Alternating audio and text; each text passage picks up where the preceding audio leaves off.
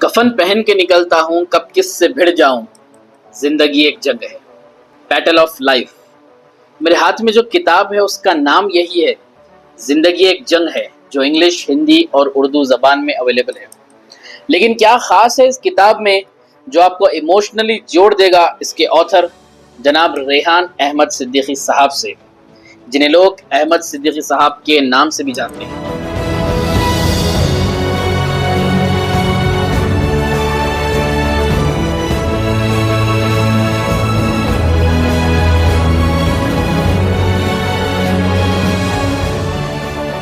अपनी किताब में आपने एक ऐसी कहानी बयान की है जो सिर्फ उनकी जिंदगी का सफर नहीं, बल्कि हर उस इंसान का आईना है जो मुश्किलों के दरिया से गुजरता है अपने सपनों को पूरा करने के लिए।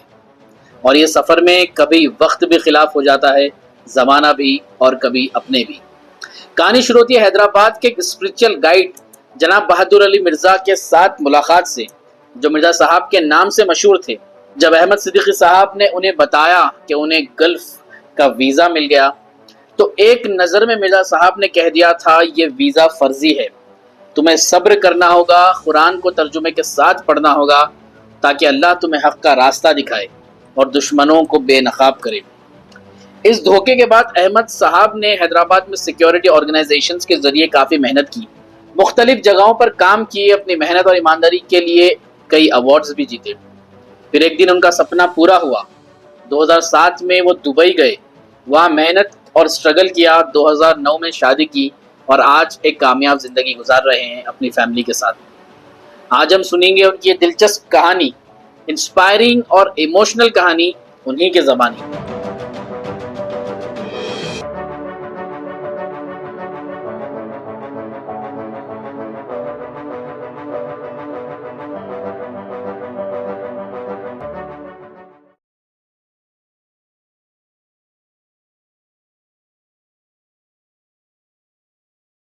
अस्सलाम वालेकुम रहमतुल्लाहि व बरकातहू। हैदर भाई कैसे हैं? वालेकुम सलाम जी, मैं ठीक हूँ, आप कैसे हैं? अल्हम्दुलिल्लाह, शुक्र अल्लाह का। जी माशाल्लाह। अहमद साहब, आपकी किताब में आपने अपनी ज़िंदगी को बड़ी अच्छी तरह से लिख दिया है। यानी आपके आने वाले नस्लों के लिए भी एक किताब एक रहनुमाई करेंगी कि ताकि किस तरह मुश्किल वक्त में भी लोगों को किस तरह सब्र से काम लेना चाहिए। अल्हम्दुलिल्लाह, शुक्र अल्लाह का। जी अहमद साहब, आपने जो सो बड़े मुसलसल स्ट्रगल किए हैं शुरू से, और आज अल्हम्दुलिल्लाह आप एक कामयाब ज़िंदगी गुजार रहे हैं। तो आपकी इस जर्नी के पीछे आप किसको क्रेडिट देना चाहेंगे? देखिए, सबसे पहले तो अल्लाह ताला का शुक्र अदा करता हूँ। अल्लाह ताला ने जो एहसान किया मुझ पर, उसका एहसानात का जो रहमत है, जो बरकत नाज़िल की, उसका। इंसान की ज़िंदगी में आजमाइशें हैं, हर इंसान की ज़िंदगी में आजमाइशें हैं। उस इंसान को सब्र करना चाहिए, तवक्कुल रहना चाहिए। अल्लाह ताला ज़रूर कामयाब करता है। हर इंसान की कहानी यही कहता हूँ। तो मैंने भी सब्र किया, शुक्र अदा किया। अल्लाह ताला का बड़ा एहसान है मुझ पर। फिर माँ बाप की दुआएं हैं, उनका भी एहसान है मुझ पर, उनकी दुआएं मेरे साथ हैं। रहा जो स्ट्रगल पीरियड की मैं बात करता हूँ, एक मेन जो शख्सियत है मुझे जो दीनी दीन की तरफ लेकर गए, वो बहादुर अली मिर्ज़ा साहब थे, जो नूरखां बाज़ार के रहने वाले थे। अभी तो है नहीं दुनिया में, रुखसत हो चुके हैं दुनिया से। तो बड़ी वो दीनदार। मेरी उनसे यही मुलाकात 2002 में हुई थी। एक विज़िट वीज़े पर मैं दुबई जा रहा था। वो विज़िट वीज़ा मेरे पास आया था, आपको पता है। तो उस टाइम पे फैक्स आते थे, ठीक है। वो देखकर उनसे मुलाकात किया था, मैं गया था।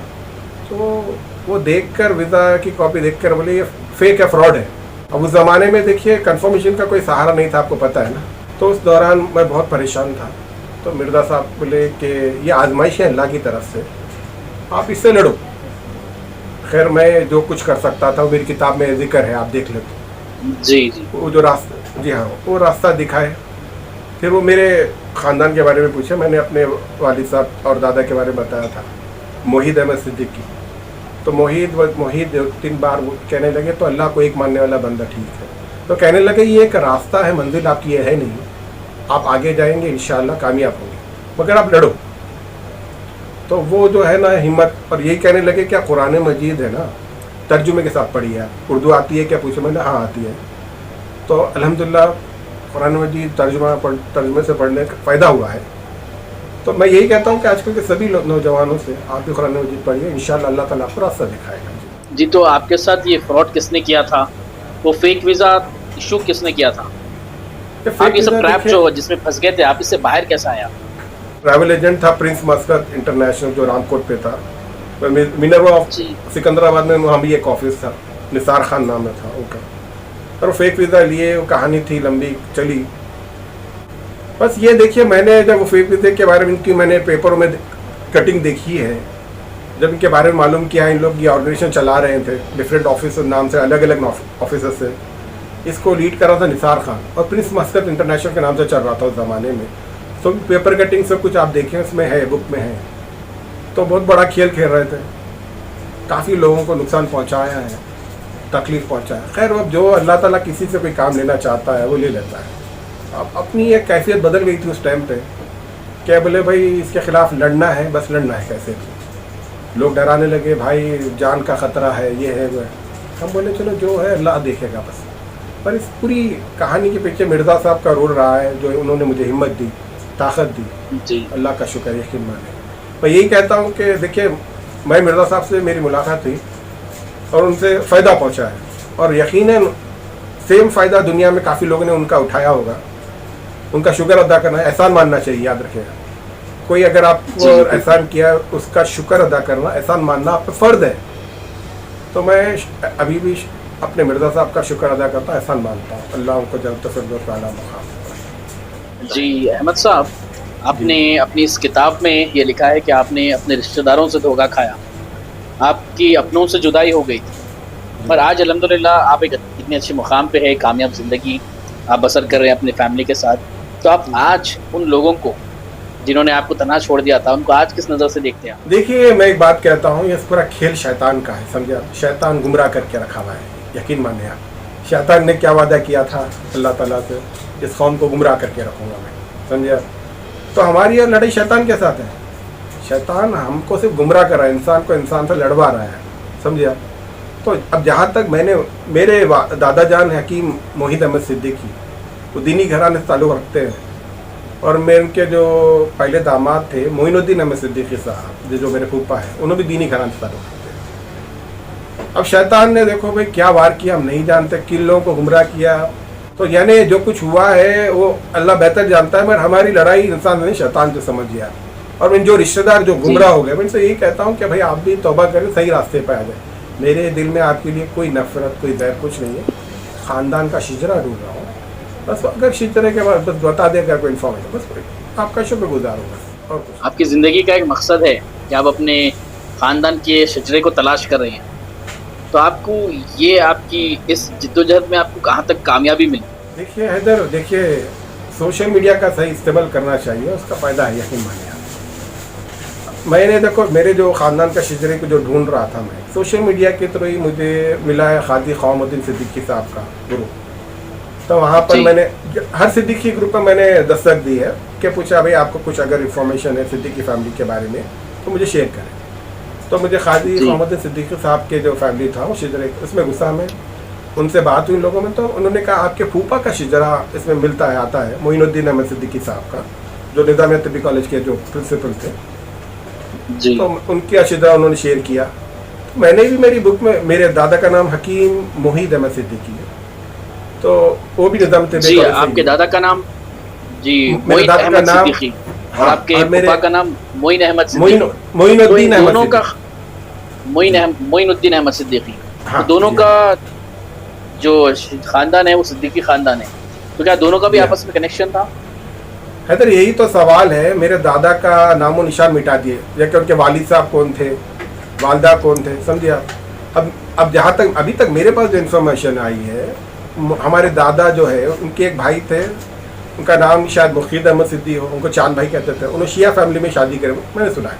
उनकी एक बहन थी, आगापुरे में रहते हैं, नामपल्ली में। आपको पता है एक मीनार मस्जिद जो है, उसके मस्जिद से राइट साइड पे आप यूसुफ दलाल को जाते हैं, वहाँ पर नसीर और बशीर दो भाई थे, जुड़वा, समझिए आप।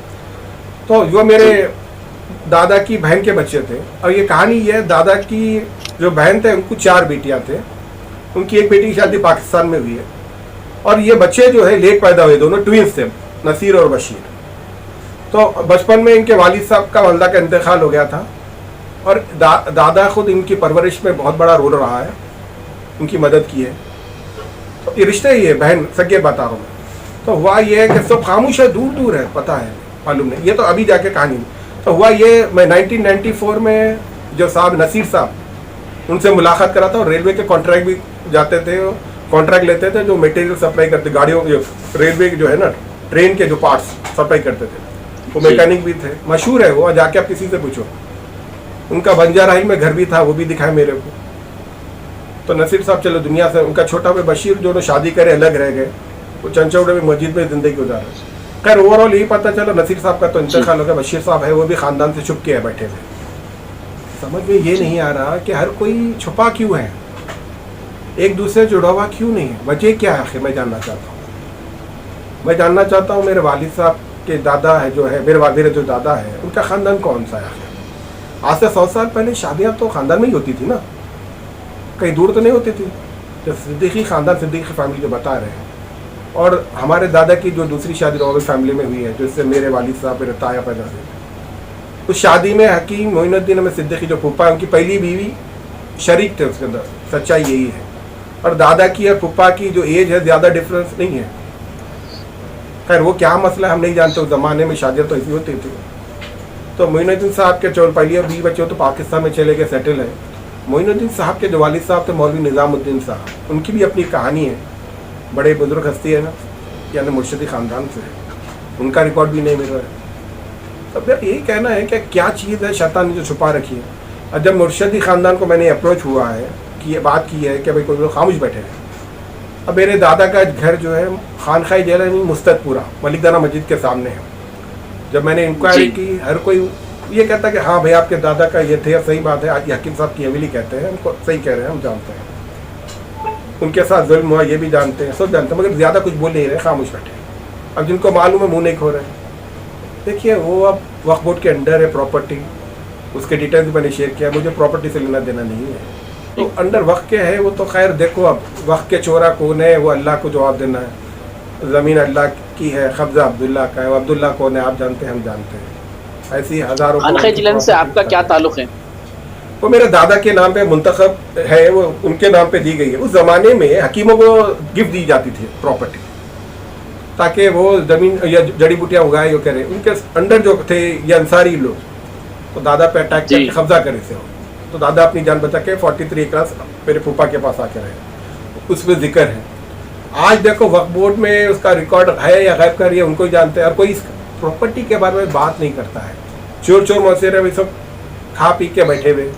खैर मुझे प्रॉपर्टी से लेना देना नहीं है, मुझे मेरे दादा का शिजरा चाहिए, और मेरी दादी नवाबी फैमिली से थी, उनका शिजरा चाहिए और कुछ नहीं। तो जब मैं सवाल करता हूँ अपने ख़ानदान वालों से तो सब खामोश है, कोई जवाब नहीं। हमें जानना चाहिए कि हमारी परवरिश कैसा हुई, हमारे वालिदैन कितनी मेहनत से हमें ये ज़िंदगी दी है। बिल्कुल हमें हक़ है ये सब चीज़ों को जानने का। और आपकी ज़िंदगी भी जो सो एक सबक है लोगों के लिए। अब ज़रूरी तो नहीं है कि आप हर एक से ख़िताब होंगे और समझाएंगे, मगर आपकी ये किताब बिल्कुल वाकई में जो सो लोगों के लिए एक बहुत बड़ा मैसेज है। आपने दूसरों को भी इनकरेज किया कि किस तरह से अपने हक़ के वास्ते आवाज़ उठाना चाहिए। अपने आर्टिकल्स के ज़रिए वो भी बहुत अच्छा दिखा मुझे। तो अहमद साहब, आप आजकल के नौजवानों को क्या पैगाम देना चाहेंगे जो छोटे छोटे बातों पे ख़त रहमी कर लेते हैं, और आजकल आप देख रहे हैं बस कुछ पैसों के लिए लोगों की जान चले जा रही, अपना सगा भाई अपने भाई की ज़मीन के वास्ते उसका खून कर दे रहा। मतलब ये रिश्तेदारों में बहुत ऐसे चीज़ें चलते आ रहे हैं। तो आप नौजवानों को क्या पैगाम देना चाहिए, खुसूसन आज के नौजवान और बिलखुसूस मुसलमान नौजवान को क्या पैगाम? देखिए हैदर, सबसे पहले देखो हम लोगों में सबसे पहले हमको देखो, मुसलमान घर में पैदा होने से मुसलमान नहीं हो गए, नाम रखने से मुसलमान नहीं। पहले हमारा सबसे पहले क्या जिम्मेदारी, हम दीन सीखे पहले, हम सीखे पहले। और कुरान मजीद रटने के बैठने का नहीं, हाफिज नहीं, बल्कि कुरान मजीद का तर्जुमा पढ़िए। अल्लाह ताला क्या इंस्ट्रक्शन दिया, जो गुजरी हुई कौमों का जो जिक्र है उसके अंदर, तो पैगम्बरों का जिक्र है, पढ़े समझे आप क्या है। और हमारी लड़ाई किसके साथ है? शैतान के साथ है। पहला कत्ल किसका हुआ है? आदम अलैहिस्सलाम की जो दो औलाद थे, हाबिल और काबिल की कहानी आपके सामने, एक भाई ने दूसरे भाई को मार दिया। तो शैतान तो हर जगह आपको गुमराह कर रहा है, ठीक है। जहर है अपने जिस्म में, इंसानों के जिस्म में खून नहीं, जहर नफरत बह रही है। याद रखो, एक दूसरे को काटम कुटी मारने पर बैठे हुए हैं। वो एक ज़माना अब जिस ज़माने में हम जी रहे हैं एक दूसरे के खिलाफ है। सगा भाई सगे भाई को, बाप बेटे को मार रहा है, बेटा बाप को मार रहा है, भाई भाई को मार रहा है, भाई बहन को मार रहा है, समझे। यानी शैतान इस तरह गुमराह कर दिया है। अगर आप इससे निकलना है, देखिए पहले हमारे, मैं देखो औलिया अल्लाह की इज्जत एहतराम करता हूँ, यकीन मानिए दिल से, मगर जब ओवरऑल में केस की हिस्ट्री में जब गया मैं बुजरानी सबसे देखो इज्जत एहतराम की बात कर रहा हूँ मैं। मगर हमको देखो, हमको कुरान मजीद से जुड़ना है, अल्लाह से जुड़ना है, याद रखो आप। मगर जो हमारे जो बुजुर्गान दीन जो काम करके चले गए, और उसकी बात की जो जनरेशन आज एसी कार में घूम रहे हैं और किसके गुलाम में वो बेहतर आप जानते हैं। मैं कुछ नहीं कहना चाह रहा हूँ मैं। अपने मुर्दा ज़मीर को जगाएं आप, और कौम को जगाएं, समझे, कौम को जगाएं। मुर्दा ज़मीर के जो है ना, कौम सो रही है उसको जगाएं। फाखे में ज़िंदगी हो आप दीनदारी सिखाएं, खुददारी सिखाएं, आपके रब के सामने झुकना सिखाएं। आपका जो किस्मत में जो लिखा है ना वो आपको मिल के रहेगा, रिज़्क़ वो जाने वाला नहीं है। आप दुनिया में जो कमा रहे आखिरत में खर्च करना है, अल्लाह की राह में खर्च करते रहे बस, और सब्र करें, अल्लाह पर यकीन रखें, आप कामयाब होंगे। आप अपनी तालीम को सर पे हावी होने, तालीम एक आपका बस आपको रास्ता दिखाएगा। या डिग्री अगर आप सोचते हैं, हर छोटे से छोटे काम करने के लिए तैयार रहे, आज़ीज़ी मिन्नत के लिए पोलाइटली डील करें ना, गुस्से को पी जाएं, सब्र करें, इंशाल्लाह आप ज़रूर कामयाब होंगे। देखो जब मुझे एजेंट ने धोखा दिया तभी मुझे ही बहुत गुस्सा आया था, मगर मैं सब्र किया, उससे लड़ना सीखा। फिर हालात से लड़ते लड़ते मैं ही वहाँ भी मैंने छोटी मोटी नौकरियाँ की अपने इंडिया में, फिर दुबई आया, यहाँ भी कोशिश किया, कामयाब हुआ। आप मेहनत करें, शुक्र अदा करें, कामयाब। कदम कदम पर आज मैं धोखे खा रहा हूँ, शिजरा ढूंढने के लिए लोग पैसे ले रहे, खा जा रहे, हम बताते तुम बताते, कोई बात नहीं, उनका मुर्दा ज़मीर है, मैं क्या कर सकता। कोशिश करना मेरा काम है, आखिरी सांस तक मैं कोशिश करता हूँ ना, इंशाअल्लाह अल्लाह कामयाब करेगा। इंशाअल्लाह अल्लाह आपको ज़रूर कामयाब करेगा, क्योंकि आपकी किताब का नाम ही है ज़िंदगी एक जंग है। देखिए जब तक आपकी सांसें चल रही है, आखिरी सांस तक ज़िंदगी एक जंग है। इसका रिजल्ट मरने के बाद अल्लाह ताला देगा आपको, जो इनाम मिलेगा। देखिए हमारे अमल ऐसे नहीं है कि आप जन्नत मिल जाए आपको, समझे। आप ये सोचना ही भूल जाए। आपकी नमाजें, रोज़े, ज़कात, उम्रा सब ऐसी है, बहादुर रख दे आपका अमाल जो है ना, आपकी नीयत वो अल्लाह बेहतर जानता है। आप बन मुट्ठी अल्लाह की राह में खर्च करें, छुपा कर करें, वो आपका अजर आपको दुनिया में भी मिलेगा, आखिरत में भी मिलेगा। बहुत बहुत शुक्रिया अहमद साहब, आपके साथ ये कन्वर्सेशन बहुत उम्दा रहा और बहुत कामयाब रहा, क्योंकि ये नौजवानों के वास्ते भी एक बहुत बड़ा पैगाम है। आपने इतना टाइम निकाला, आपका बहुत बहुत शुक्रिया। हैदर आपका भी बहुत बहुत शुक्रिया, मेरे मौका दिए और अपनी बात रखने का मौका दिए। और बस यही कहता हूँ, मेरे दिल में किसी के लिए भी नफरत नहीं है भाई, सबके लिए प्यार है। मैं चाहता हूँ हर आदमी अपने ख़ानदान का शिजरा ढूंढे, रखे, आप भी रखें, ताकि हो सकता है अच्छे बुरे कुछ ना इख्तलाफ कुछ भी हुआ होगा, नफरत है या कुछ भी होगा, आप सब मिटाएं, एक हो जाएं, समझे। एक हो, आज के हालात के हिसाब से मैं कह रहा हूँ एक हो जाएं, कोशिश कीजिए। अच्छा बुरा लगा हुआ है ठीक है, मगर कोशिश कीजिए दीन से जुड़े रहें। आगे आने वाला बहुत ही ख़राब वक्त है।